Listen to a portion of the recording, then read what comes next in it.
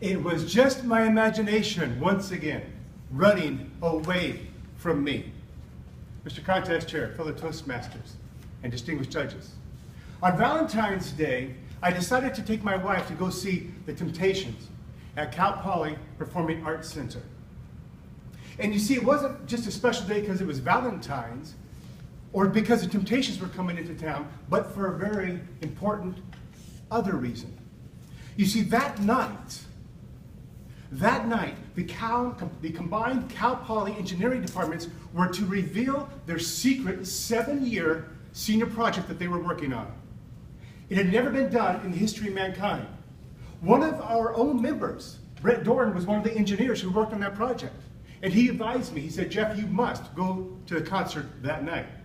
So I got my tickets, we went in. And as soon as we walked into the door, immediately I heard a voice that said, men on the left, women on the right. I followed my directions. And a young engineer gave me this helmet looking like a contraption. He said, put it on right now. This is your personal, virtual reality device, AKA PVRD. I put it on.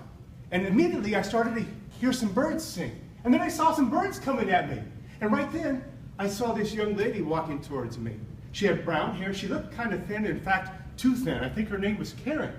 And she said, why do birds suddenly appear every time you are near? I guess just like me, they long to be close to you. And she squeezed my hand, and I felt it. And I go, whoa. And I go, wait a second. This is supposed to be a Motown night, not Carpenter's. And so right then, I heard this voice come into my head. Play that funky music, white boy. And I opened my eyes, and there was the band, Wild Cherry, playing right in front of me. It was then that I realized all I had to do was to think about it, and the act itself appeared.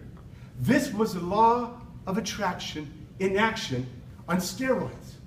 So I go, Motown, Motown, Motown.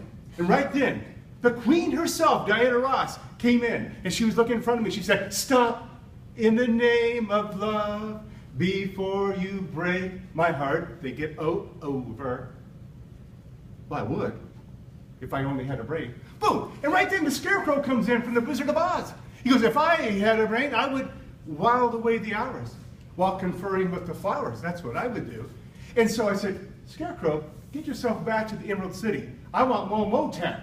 So he went off to see the wizard, the wonderful Wizard of Oz.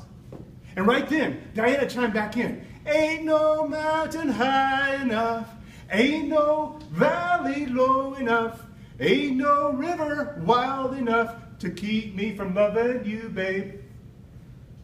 Suddenly, I saw this blonde walking towards me.